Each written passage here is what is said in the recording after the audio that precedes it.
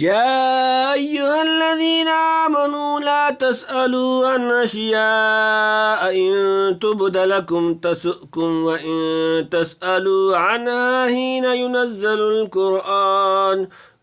القرآن تبد لكم عفى الله عنها والله غفور حليم قد سألها قوم من قبلكم ثم أصبحوا بها كافرين ما جعل الله من بهيرة ولا سائبة ولا وسيلة ولا هام ولكن الذين كفروا يفترون على الله الكذب وأكثرهم لا يعقلون وإذا قيل لهم تعالوا إلى ما أنزل الله وإلى الرسول قالوا حسبنا ما وجدنا عليه آباءنا أولو كان آباؤهم لا يعلمون شيئا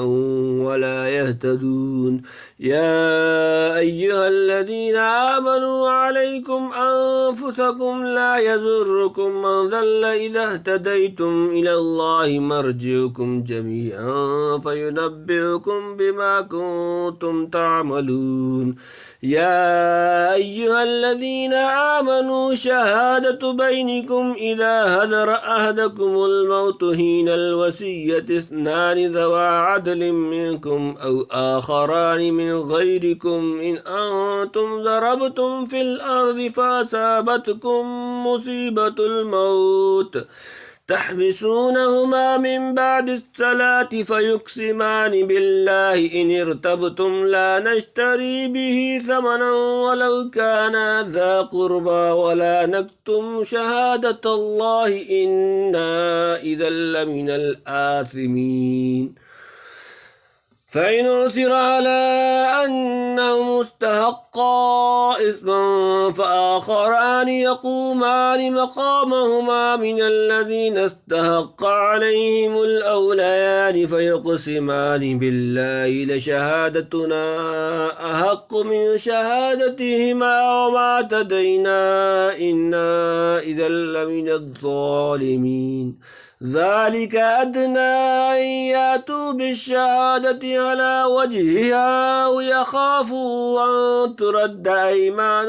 بعد أيمانهم واتقوا الله واسمعوا والله لا يهدي القوم الفاسقين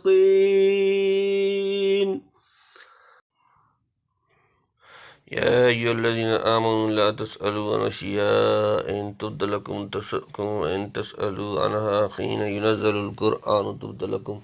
عفى الله عنها والله غفور حليم یا ایہا الذین آمنوا ایمان والے لا تسألوا نہ پوچھو عن سے متعلق اشیاء چیزیں ان تبدو جو ظاہر کی جائیں لکم تمہارے لیے تسؤکم تمہیں بری لگیں وَإِنْ اور اگر تسألو تم پوچھو گے عنہا ان کے متعلق ہینا جب ينزل القرآن نازل کیا جا رہا ہے قرآن تبدلکم ظاہر کر دی جائیں گی تمہارے لیے فاللہ اللہ نے درگزر کی عنہا اس سے واللہ اور اللہ غفور بخشنے والا حلیم بردبار۔ اے ایمان والو مت پوچھو ایسی باتیں کہ اگر تم پر کھولی جاویں تو تم کو بری لگیں، اور اگر پوچھو گے یہ باتیں ایسے وقت میں کہ قرآن نازل ہو رہا ہے تو تم پر ظاہر کر دی جاویں گی۔ اللہ نے ان سے درگزر کی ہے اور اللہ بخشنے والا تحمل والا ہے۔ پچھلے 2 رکوع کا حاصل احکام دینیہ میں غلو اور تساہل سے روکنا تھا، یعنی جو طیبات خدا نے حلال کی ہیں ان کو اپنے اوپر حرام مت ٹھہراؤ، اور جو چیزیں خبیث و حرام ہیں خواہ دائمی طور پر یا خاص احوال و اوقات میں ان سے پوری طرح اجتناب کرو۔ ان آیات میں تنبیہ فرما دی کہ جو چیزیں شارع نے تصریحاً بیان نہیں فرمائیں ان کے متعلق فضول اور دور از کار سوالات مت کیا کرو۔ جس طرح تحلیل و تحریم کے سلسلے میں شارع کا بیان موجب ہدایت و بصیرت ہے، اس کا سکوت بھی ذریعہ رحمت و سہولت ہے۔ خدا نے جس چیز کو کمال حکمت و عدل سے حلال یا حرام کر دیا وہ حلال یا حرام ہو گئی، اور جس سے سکوت کیا اس میں گنجائش اور توسیع رہی۔ مجتہدین کو اجتہاد کا موقع ملا، عمل کرنے والے اس کے فعل و ترک میں آزاد رہے۔ اب اگر ایسی چیزوں کی نسبت خواہ مخواہ کھود کرید اور بحث و سوال کا دروازہ کھولا جائے گا، حالانکہ قرآن شریف نازل ہو رہا ہے اور تشریح کا باب مفتوح ہے، تو بہت ممکن ہے کہ سوالات کے جواب میں بعض ایسے احکام نازل ہو جائیں جن کے بعد تمہاری یہ آزادی اور گنجائش اجتہاد باقی نہ رہے۔ پھر یہ سخت شرم کی بات ہوگی کہ جو چیز خود مانگ کر لی ہے اس کو نبھا نہ سکیں۔ سنت اللہ یہ معلوم ہوتی ہے کہ جب کسی معاملہ میں بکثرت سوال اور کھود کرید کی جائے اور خواہ مخواہ شکوک اور احتمالات نکالے جائیں تو ادھر سے تشدید سختی بڑھتی جاتی ہے، کیونکہ اس طرح کے سوالات ظاہر کرتے ہیں کہ گویا سائلین کو اپنے نفس پر بھروسہ ہے اور جو حکم ملے گا اس کے اٹھانے کے لیے وہ بہیمہ وجوہ تیار ہیں۔ اس قسم کا دعویٰ جو بندہ کے ضعف و اقتدار کے مناسب نہیں مستحق بنا دیتا ہے کہ ادھر سے حکم میں کچھ سختی ہو، اور جتنا یہ اپنے کو قابل ظاہر کرتا ہے اس کے موافق امتحان بھی سخت ہو۔ چنانچہ بنی اسرائیل کے ذبح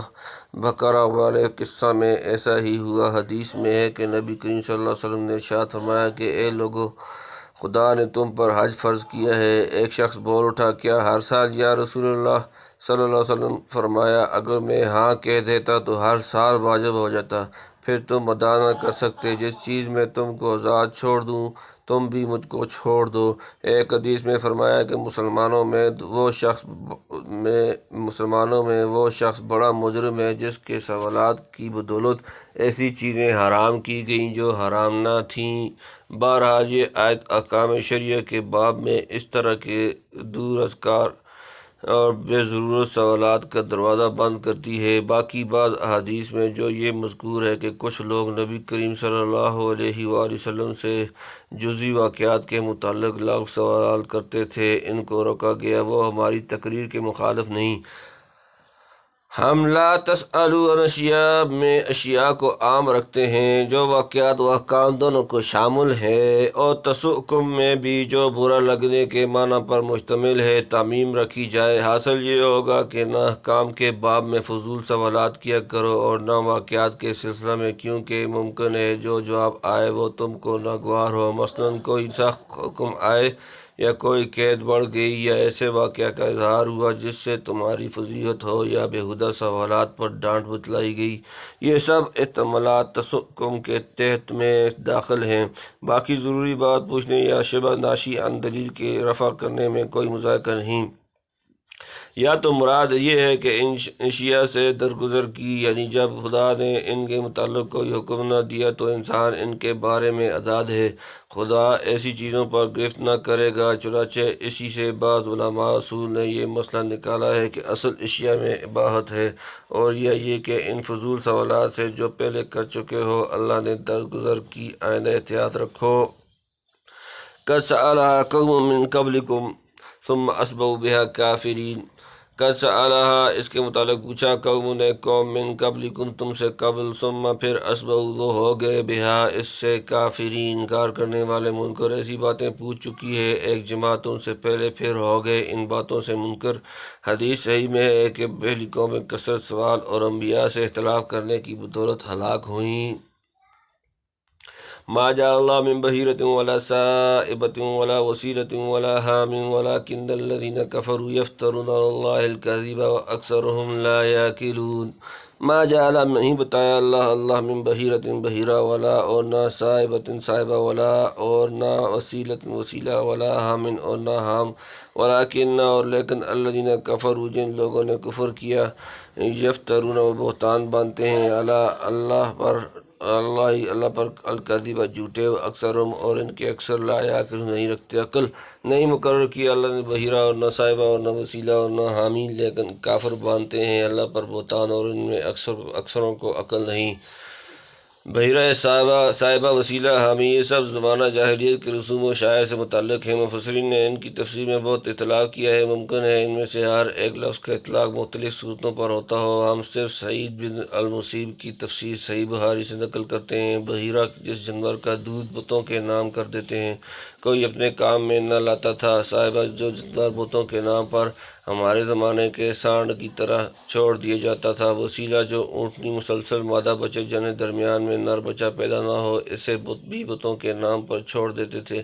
حامی نر اونٹ جو ایک خاص عدد سے جفتی کر چکا ہو، اسے بھی بتوں کے نام پر چھوڑتے تھے۔ علاوہ اس کے کہ یہ چیزیں شعائر شرک میں سے تھیں۔ جس جانور کے گوشت یا دودھ یا سواری وغیرہ سے منتفع ہونے کو حق تعالیٰ نے جائز رکھا ہے، اس کی حلت و حرمت پر اپنی طرف سے قیود لگانا گویا اپنے لیے منصب تشریف کو تجویز کرنا تھا، اور بڑی ستم ظریفی یہ تھی کہ اپنے ان مشرکانہ رسوم کو حق تعالیٰ کی خوشنودی اور قربت کا ذریعہ تصور کرتے تھے۔ اس کا جواب دیا گیا کہ اللہ نے ہرگز یہ رسوم مقرر نہیں کی۔ ان کے بڑوں نے خدا پر یہ بہتان باندھا اور اکثر بے عقل عوام نے اسے قبول کر لیا۔ الغرض یہاں تنبیہ کی گئی کہ جس طرح فضول و بیکار سوالات کر کے احکام شرعیہ میں تنگی و سختی کرانا جرم ہے، اس سے کہیں بڑھ کر یہ جرم ہے کہ بدون حکم شارع کے محض اپنی آراء و اہواء سے حلال و حرام تجویز کر لیے جائیں۔ وَإِذَا قِيلَ لَهُمْ تَعَالَوْا إِلَىٰ مَا أَنزَلَ اللَّهُ وَإِلَى الرَّسُولِ قَالُوا حَسْبُنَا مَا وَجَدْنَا عَلَيْهِ آبَاءَنَا أَوَلَوْ كَانَ آبَاؤُهُمْ لَا يَعْلَمُونَ شَيْئًا وَلَا يَهْتَدُونَ۔ وَإِذَا اور جب قیلا کہا جائے لہم ان سے، تعالوا آؤ تم، الی طرف ما جو انزل اللہ اللہ نے نازل کیا، و الی اور طرف الرسول رسول، قالوا وہ کہتے ہیں، حسبنا ہمارے لیے کافی، ما وجدنا جو ہم نے پایا، علیہ اس پر، آباءنا اپنے باپ دادا، اولو کان کیا ہوا ہوں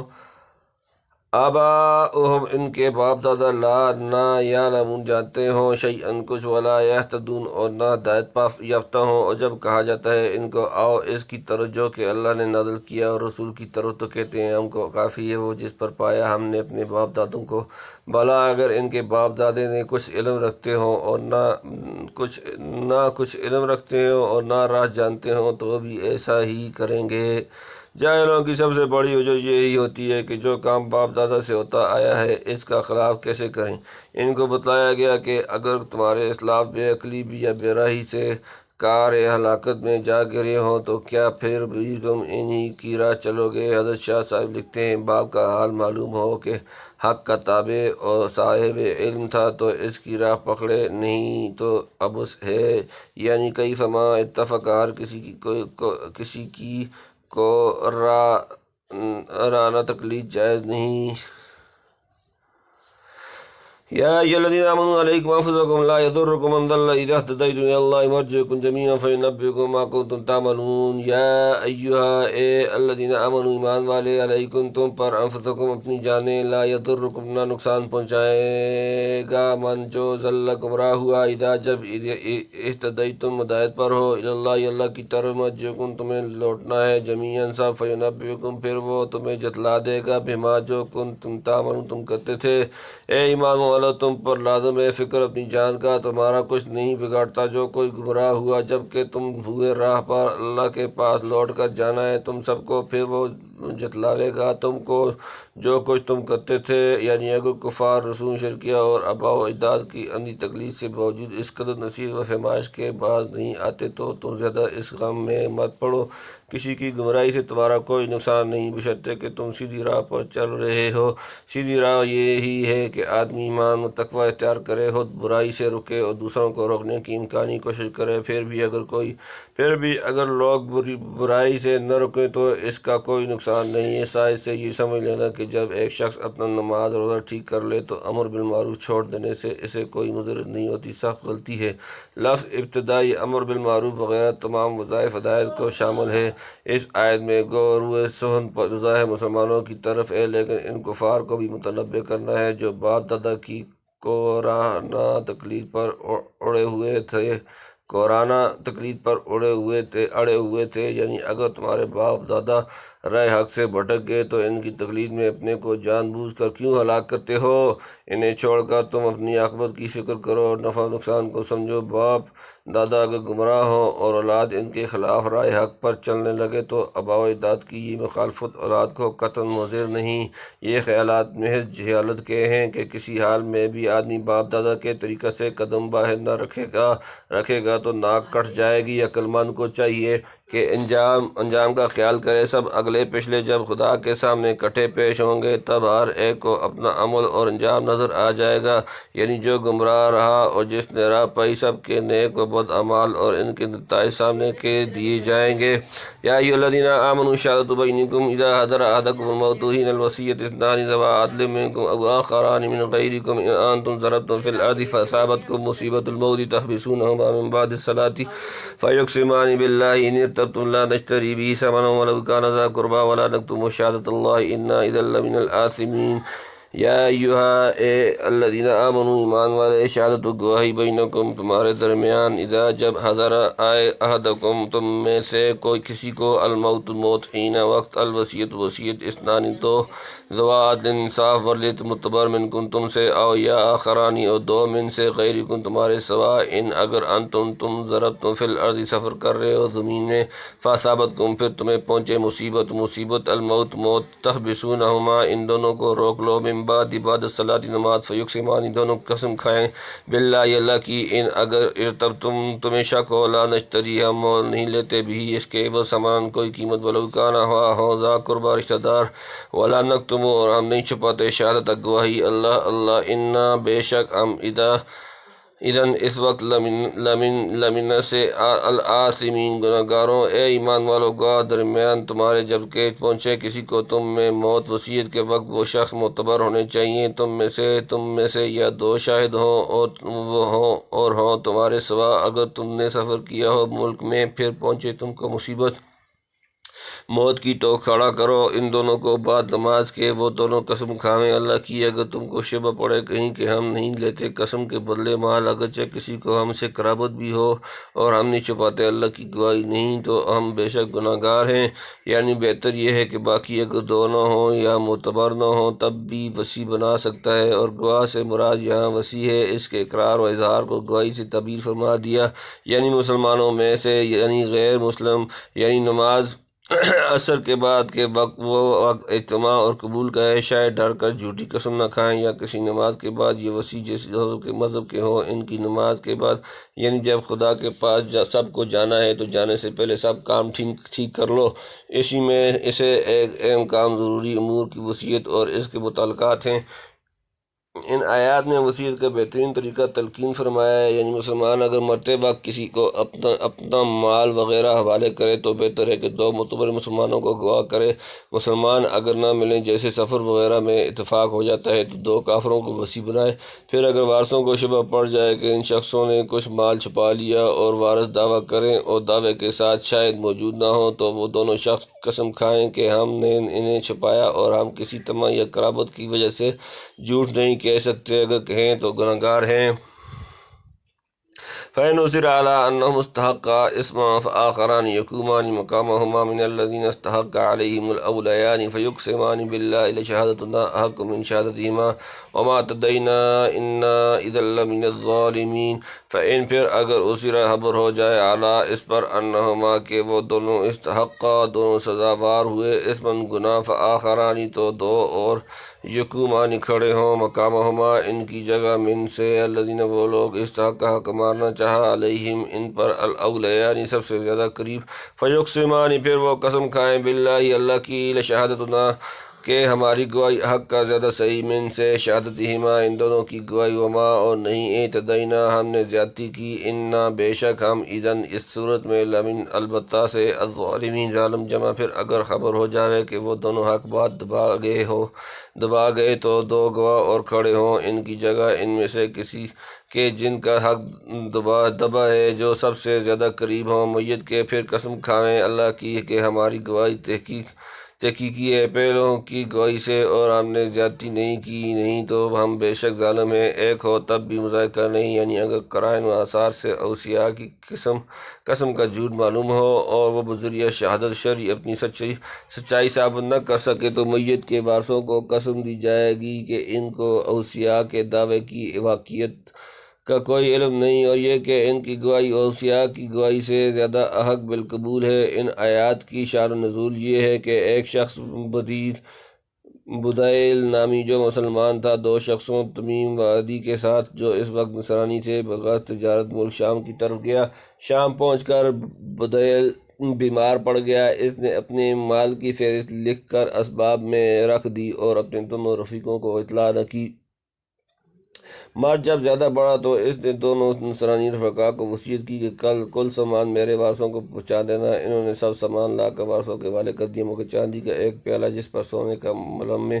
ملمہ یا نقش و نگار تھے اس میں سے نکال لیا۔ وارثوں کو فہرست اسباب میں سے دستیاب ہوئی۔ انہوں نے اوصیاء سے پوچھا کہ میت نے کچھ مال فروخت کیا تھا یا کچھ زیادہ بیمار رہا کہ معالجہ وغیرہ میں کچھ خرچ ہوا ہو۔ ان دونوں نے اس کا جواب نفی میں دیا۔ آخر معاملہ نبی کریم صلی اللہ علیہ وآلہ وسلم کی عدالت میں پیش ہوا۔ چونکہ وارثوں کے پاس گواہ نہ تھے تو ان دونوں نصرانیوں سے قسم دی گئی کہ ہم نے میت کے مال میں کسی طرح کی خیانت نہیں کی، نہ کوئی چیز اس کی چھپائی۔ آخر قسم پر فیصلہ ان کے حق میں کر دیا گیا۔ کچھ مدت کے بعد ظاہر ہوا کہ وہ پیالہ ان دونوں نے مکہ میں کسی سنار کے ہاتھ فروخت کیا ہے۔ جب سوال ہوا تو کہنے لگے کہ وہ ہم نے میت سے خرید لیا تھا، چونکہ خریداری کے گواہ موجود نہ تھے اس لیے ہم نے پہلے اس کا ذکر نہیں کیا، مبادا ہماری تکذیب کر دی جائے۔ میت کے وارثوں نے پھر نبی کریم صلی اللہ علیہ وآلہ وسلم کی خدمت میں مرافعہ کیا۔ اب پہلی صورت کے برعکس اوصیاء خریداری کے مدعی اور وارث منکر تھے۔ شہادت موجود نہ ہونے کی وجہ سے وارثوں میں سے دو شخصوں نے جو میت سے قریب تر تھے قسم کھائی کہ پیالہ میت کے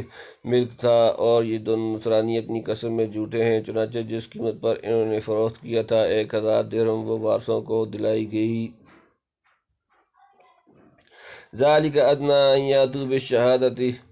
عَلَىٰ وَجْهِهَا أَوْ يَخَافُوا أَن تُرَدَّ أَيْمَانٌ بَعْدَ أَيْمَانِهِمْ وَاتَّقُوا اللَّهَ وَاسْمَعُوا وَاللَّهُ لَا يَهْدِي الْقَوْمَ الْفَاسِقِينَ۔ ذَلِكَ یہ ادنا زیادہ قریب ان کے یا تو وہ لائیں ادا کریں بشہادتی گواہی علیٰ پر وجہہ اس کا رخ صحیح طریقہ، او یا یخافو وہ ڈریں ان تردہ کے رد کر دی جائے گی، ایمان ان قسم یا وعدہ بعد ایمان ان کی قسم، واتقوا اور ڈرو اللہ واسمعوا اور سنو واللہ اور اللہ لا یہدی نہیں ہدایت دیتا القوم الفاسقین نافرمان۔ اس میں امید ہے کہ ادا کریں شہادت کو ٹھیک طرح پر اور ڈریں کہ الٹی پڑے گی قسم ہماری ان کی قسم کے بعد، اور ڈرتے رہو اللہ سے اور سن رکھو اور اللہ نہیں چلاتا سیدھی راہ پر نافرمانوں کو۔ یعنی وارثوں کو شبہ پڑے تو قسم دینے کا حکم رکھا، اس لیے کہ قسم سے ڈر کر اول ہی جھوٹ نہ ظاہر کریں، پھر اگر ان کی بات جھوٹی نکلی تو وارث قسم کھائیں، یہ بھی اسی واسطے کہ وہ قسم میں دغا نہ کریں۔ جانیں کہ آخر ہماری قسم الٹی پڑے گی۔ قذافی موضع القرآن، خدا کی نافرمانی کرنے والا انجام کار رسوا اور ذلیل ہی ہوتا ہے، حقیقی کامیابی کا چہرہ نہیں دیکھتا۔